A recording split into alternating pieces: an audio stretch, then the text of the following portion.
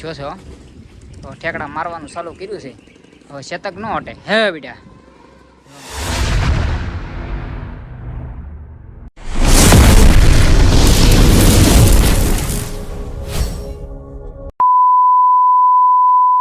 કેમ છો બધા મિત્રો, આપણે તમારા બધાના હાર્દિક સ્વાગત છે. મિત્રો અત્યારે આપણે બ્લોગ ચાલુ કર્યો છે અને મિત્રો આપણે અત્યારે આપણે ગાયનું દૂધ પાવાનું હતું, એનાથી શું નુકસાન થાય એ તમને આગળ વિડીયોમાં મિત્રો જણાવી. તો આગળ કન્ટિન્યુ બ્લોગમાં જોડાયેલા રહેજો.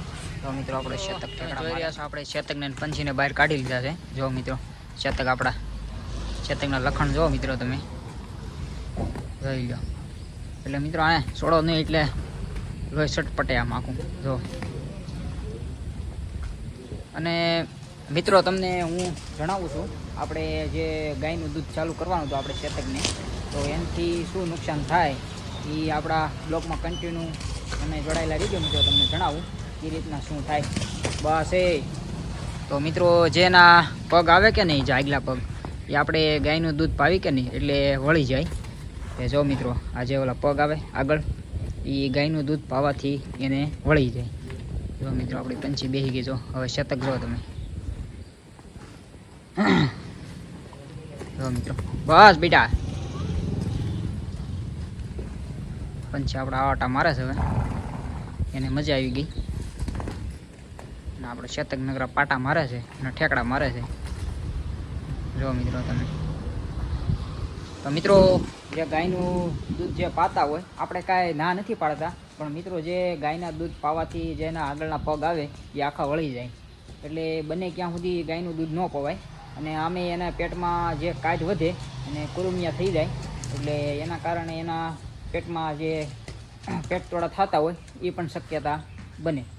એટલે મિત્રો ગાયનું દૂધ પાતા હોય એ હવે પાવાનું બંધ રાખજો, એટલે એના જે આગલા પગ આવે એ બેન્ટ મારી જાય.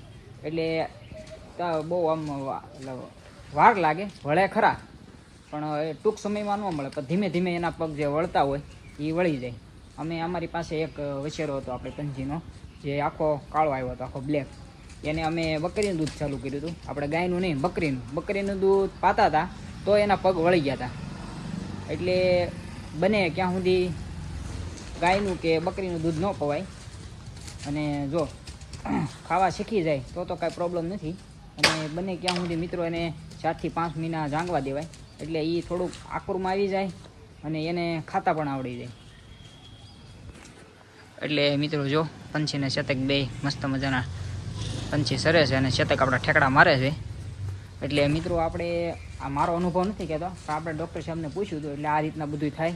એટલે નબળા એ વછેરામાં હોય તમે પાવ તો વાંધો ન આવે, પણ જો એ તાજું વછેરું હોય તો એને આપણે ગાયનું દૂધ પાવી એને નડે. એટલે જેના પગ હોય કે નહીં એ બેટ મારી જાય, એટલે ધીમે ધીમે એ વળવા મળે. એટલે બને ક્યાં સુધી ગાયનું દૂધ કે બકરીનું દૂધ ન પવાય આપણે મિત્રો. એટલે આપણા શતકને 4 થી 5 મહિના પાછો આપણે જાંગવા દેવાનો છે, એટલે કાંઈ વાળવાનો નથી. એટલે થોડોક આમ હાઈટ બાઈટ વધી જાય અને ખાવા પણ કમ્પ્લીટ મળે. અત્યારે જો મિત્રો પંછી આપણી સરે છે અને શતક જો ઠેકડા મારે હે ઘોડો.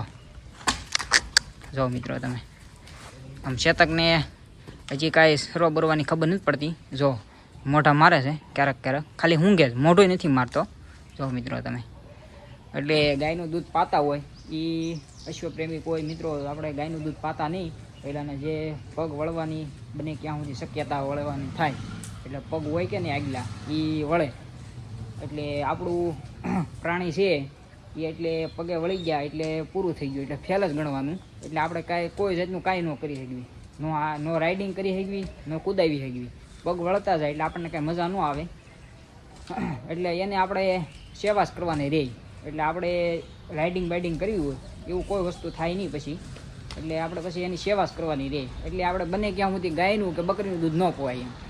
એટલે જો આપણી ઘોડીનું જે દૂધ આવે એને સાકરી રાખો એટલે આપણું જનાવર છે નબળું ન પડે અને આપણું જે વછેરું હોય એ તંદુરસ્ત રહે અને તાજું રહે.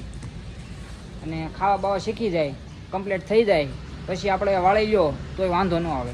એટલે આપણે જે વછેરું વાળતા હોય અને મિત્રો એને એકાર્યા નહીં વાળી લેવાનું. એટલે એનું જે દૂધ આવતું હોય ઘોડીનું એટલે એ કાર્ય નહીં વાળી લેવાનું. વાળવાનું ધીમે ધીમે 15 થી 20 દિવસ જેવું થાય વાળતા એટલે એને ધીમે ધીમે આપણે ઓછું કરતું જવાનું. એટલે 24 કલાક એ ધાવ્યા રાખે. એટલે આપણે એને શું કરવાનું, સવારમાં વાળી લેવાનું, તો પછી એવું લાગે તો મૂકી દેવાનું, પણ સાંજે નહીં આપણે રાંગવા દેવાનું. એટલે એમ ધીમે ધીમે આપણે કલાક 3 કલાક 4 કલાક 5 કલાક ધીમે ધીમે ટેવ પાડતા જઈએ. એટલે એ ધીમે ધીમે એનું ઠાણ સુકાતું જાય. એટલે પછી એનું ઠાણ બંધ થઈ જાય. એટલે પછી ઘોડું આપણું વશેરું હોય એ મોઢા મારે તો એ ઘોડી પાટા મારે. એટલે બને ક્યાં સુધી ધીમે ધીમે વાળવાની કોશિશ કરવાની, અને એ કાર્ય આપણે વશેરું વાળી નહીં લેવાનું. એટલે આપણું વશેરું ન લસાય અને ઘોડી પણ દુબળી ન પડે. એટલે ઘોડીને પણ લતાડ લાગે આમાંથી. એટલે લતાડ એનો એવો લાગે એને પગ હોય એ જડાઈ જાય આખા, અને ખાવાનું થોડુંક ઓછું થઈ જાય. એટલે કમજોરી આવવા મળે. એટલે બને ત્યાં સુધી એને ધીમે ધીમે વાળવાની કોશિશ કરવાની, અને ઘોડીને ખોરાક રાખવાનો. ઘોડીને ગોળ, બાજરો અને શેણા એવું બધું વસ્તુ ચાલુ રાખો. એટલે ઘોડી નબળી ન પડે અને એનું ધાવણ પછી ફૂંકાય નહીં એમ. એટલે ધીમે ધીમે વશેરું વાળો એટલે આપણે એનું ધાવણ ફૂંકાતું જાય ધીમે ધીમે.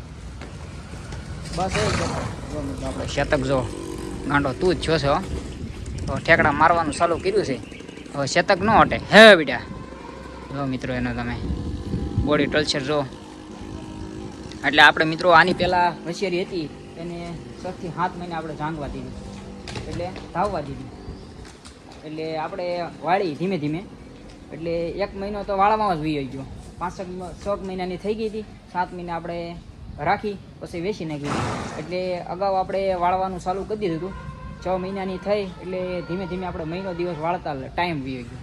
એટલે મિત્રો આપણે ટાઈમ એ રીતના વી ગયો. એટલે આપણે વાળવામાં સમય એવો રીતે કાઢ્યો કે 1-2 કલાક આપણે વશેરીને નોખી બાંધતા. એમ ધીમે ધીમે બાંધવાની વ્યવહાર કરી, નોખી બાંધતા. અને આપણે ઘોડીને પગ બાંધી દેતા. એટલે વારા ઘણી ફરે નહીં, નકર એને જે ધાવણ આવે, જે દૂધ આવે દૂધ એ એનું વધારે પડવાનું ચાલુ થઈ જાય. એટલે એ જેમ તેમ કાંઈ હુકાય નહીં અને એ કાંઈ બંધ ન થાય. એટલે આપણે ધીમે ધીમે પ્રોસેસ બધી કરી વાળવાની. એટલે 15-20 દી તો એમાં ટાઈમ વહી ગયો. એટલે 1 મહિનો સખત ગણી લેવાનો વાળવું હોય તો વશેરું. જો તમારે એમનેમ જો લોહી રાખવું હોય તો, દુબળું ન પડવા દેવું હોય તો. એટલે મિત્રો એટલે ધીમે ધીમે બને ક્યાં સુધી કોશિશ કરવાની વાળવાની. એટલે એ કાર્ય તમે જે વશેરાને જુદું પાડી લો. એટલે વશેરું 2, 3, 4, 5 દી તો ખાય જ નહીં.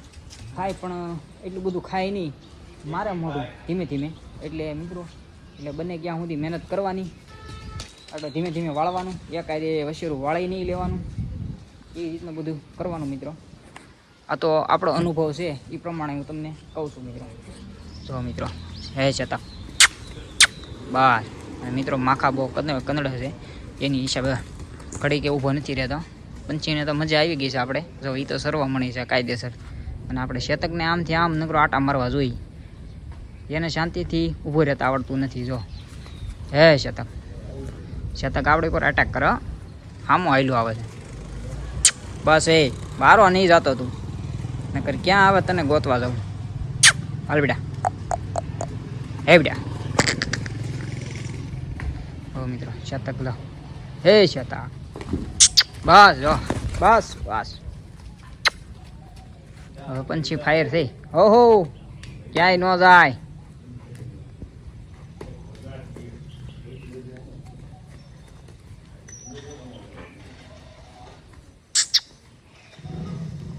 બસ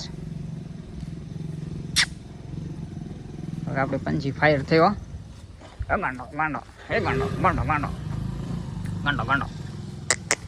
હલો મિત્રો.